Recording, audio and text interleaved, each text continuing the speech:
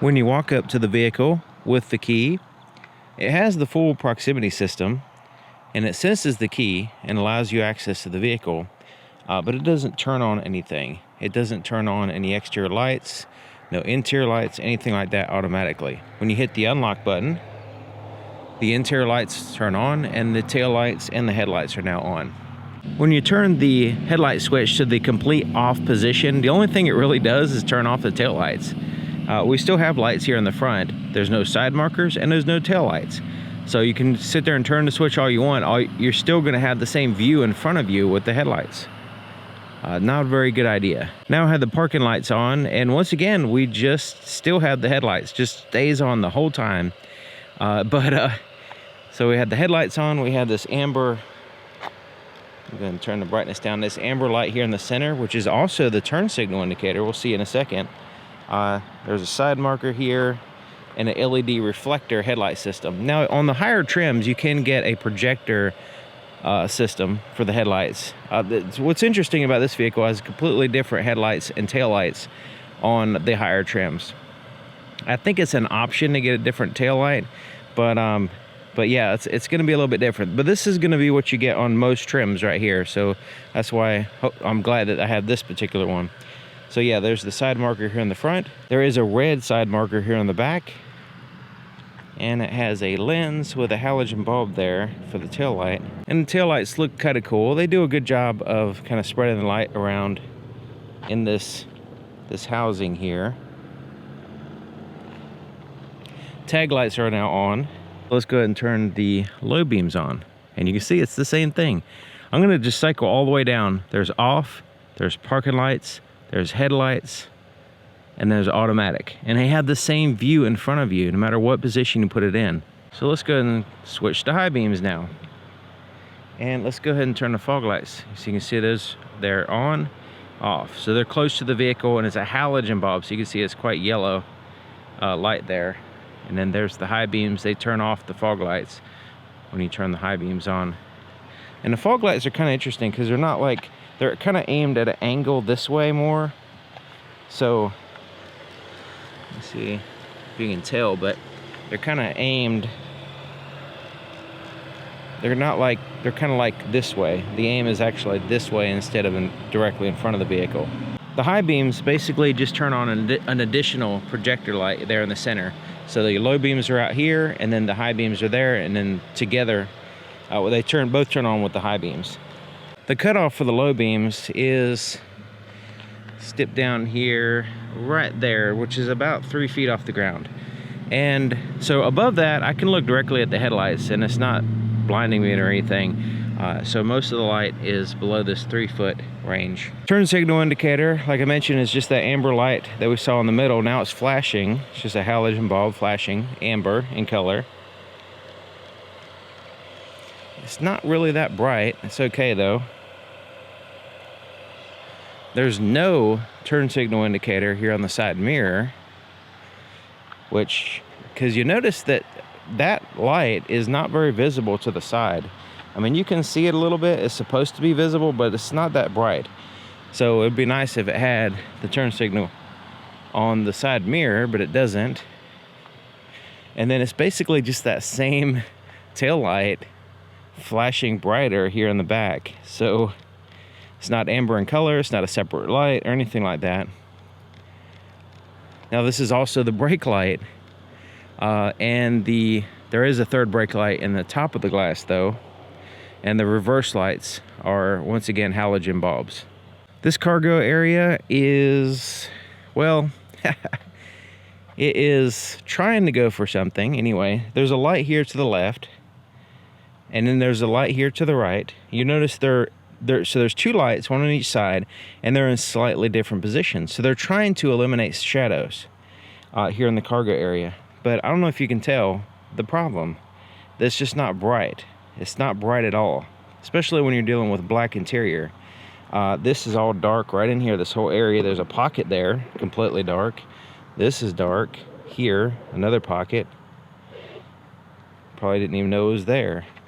And then of course, you know, it's just not bright enough. There's definitely an issue here. So potentially you could replace those bulbs with an LED light that's brighter. Maybe that'll help, but as it is inadequate, really. Even though there's 2 lights, which I'm kind of surprised that they put 2 lights, but then they didn't put them bright enough, you know. The button to close the power liftgate is right here. Can you see it? Because it's not backlit. The inside of the back door, there's no puddle light or anything. There's no pocket lights, no nothing. Only light we have here is the little finder light for the power window switch.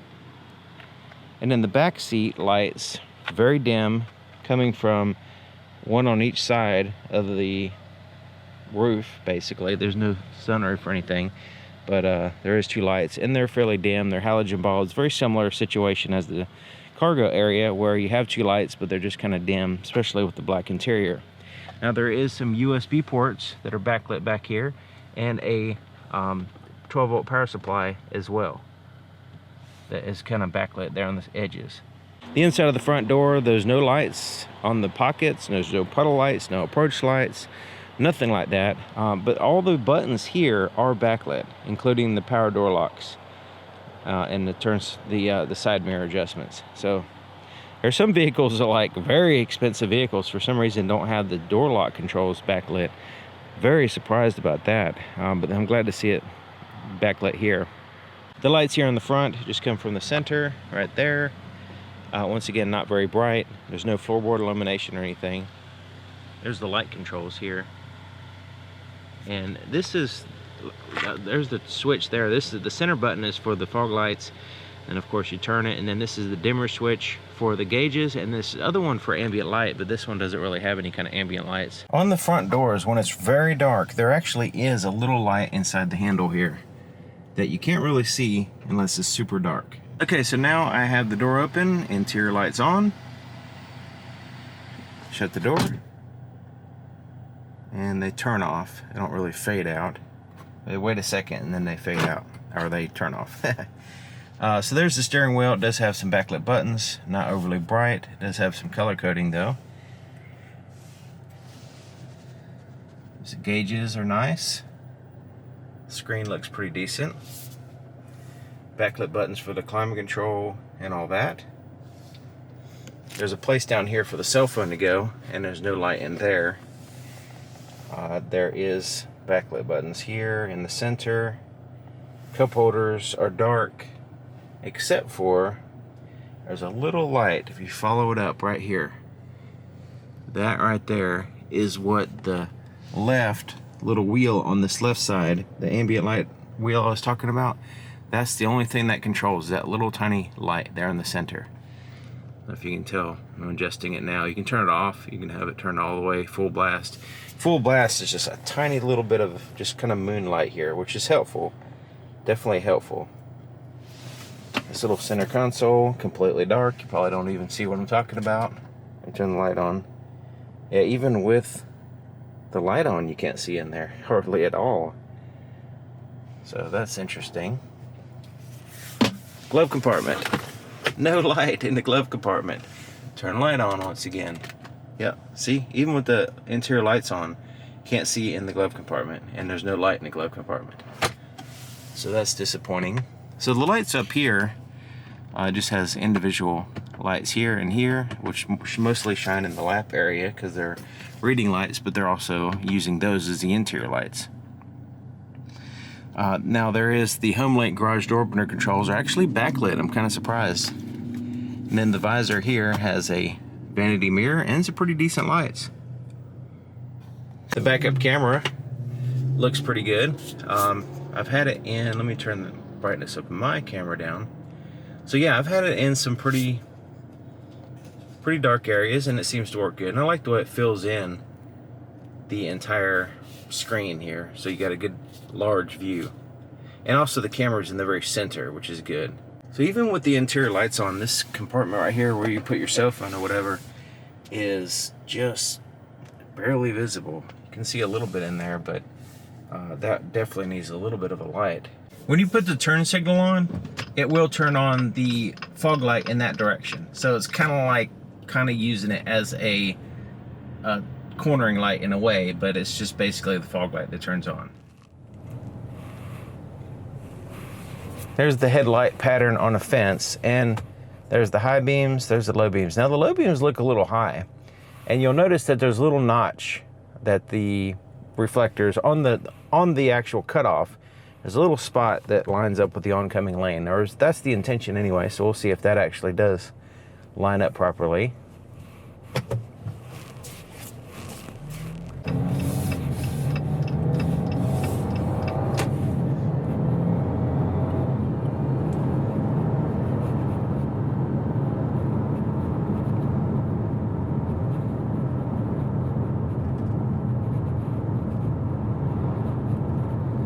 Okay, so there's the low beams, and they do look a little high.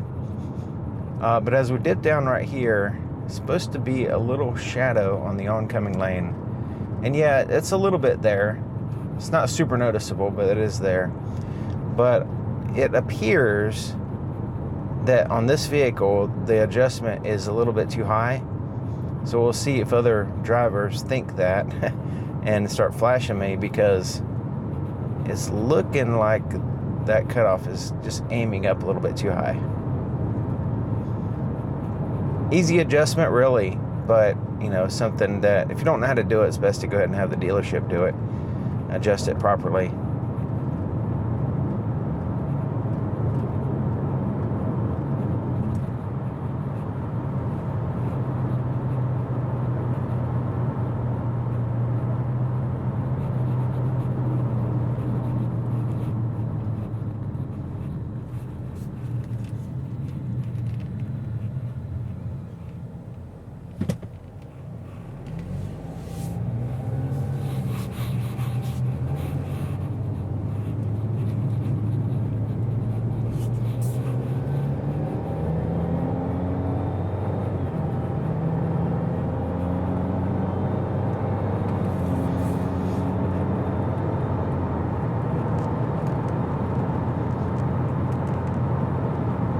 Okay, so there's the low beams, there's the high beams. Actually, the high beams are pretty dang good. Low beams, not all that impressive, especially considering the fog lights or halogens. Let's go ahead and turn those off. Okay, so there's the low beams. There's the high beams. Yeah, the high beams are actually pretty good, because I can see the trees in the distance. The sides of the roads are illuminated. It does have the automatic high beams, which seem to be working good right now. Yeah, I think it's the high beams that's more impressive for sure than the low beams on this vehicle.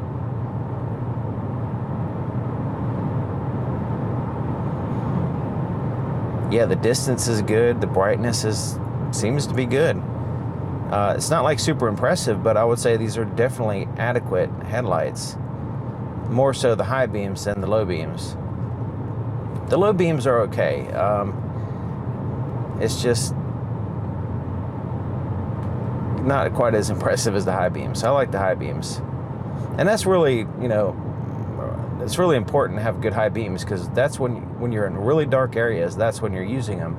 So if you have lackluster or just inadequate high beams, then, you know, it's a potential safety risk, you know, because the low beams, you can be driving around in cities and different places where there's lots of light, and it's not a big deal, you know, you see in front of you. Depends on the situation. You know, there's still inadequate low beams, of course, but these seem to be adequate, and the high beams are even better. So yeah, I'm happy to see that.